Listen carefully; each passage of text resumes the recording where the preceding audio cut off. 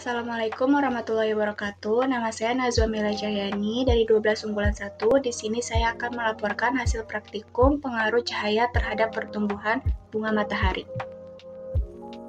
Pertumbuhan bunga matahari. Pertumbuhan didefinisikan sebagai proses pembelahan pemanjangan sel.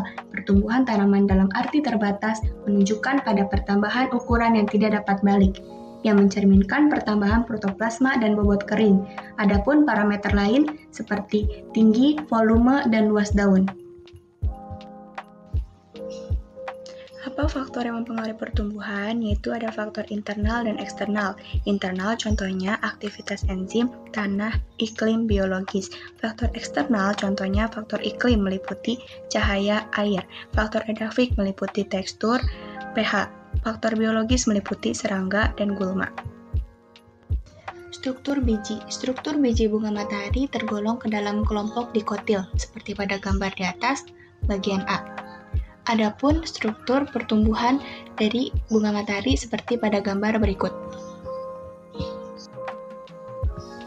Tujuan penelitian mengetahui pengaruh cahaya terhadap pertumbuhan bunga matahari. Rumusan masalahnya, bagaimana pengaruh intensitas cahaya pada pertumbuhan bunga matahari. Variabel bebasnya intensitas cahaya, penempatan bunga matahari di terang, redup, gelap. Variabel terikatnya panjang bunga matahari. Alat-alat yang dibutuhkan, contohnya mister atau penggaris, alat tulis dan buku, serta 3 buah pot. Adapun bahan-bahan yang dibutuhkan, yaitu 30 biji matahari dengan masing-masing 10 biji tiap pot, air, dan media tanam. Waktu penelitian dilakukan dalam 15 hari, yaitu tanggal 9 Agustus sampai 24 Agustus 2021.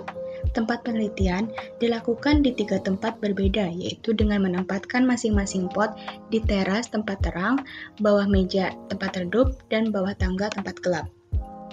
Prosedur menanam bunga matahari. Pertama-tama, masukkan media tanam ke dalam pot yang sudah disediakan. Takarannya hingga mencapai leher pot. Setelah itu, masukkan 10 biji bibit bunga matahari.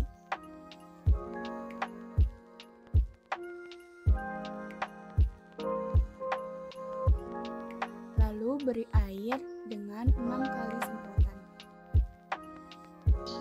Setelah itu, memberi nama pada setiap wadah untuk menandai setiap tempat, seperti tempat terang, tempat redup, dan tempat gelap pada masing-masing pot.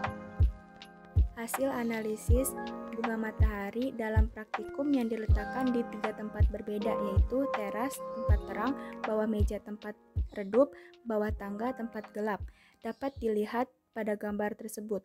Tanggal 11 Agustus 2021, untuk pot 1, yaitu tempat terang, baru tumbuh akar dan pecah bijinya. Untuk pot 2, tempat redup, sudah memiliki batang 0,3 cm, dan pot 3, tempat gelap, sudah memiliki batang 0,5 cm. Selanjutnya, yaitu tanggal 14 Agustus 2021, untuk pot 1, tempat terang, sudah memiliki batang dengan panjang 3,7 cm.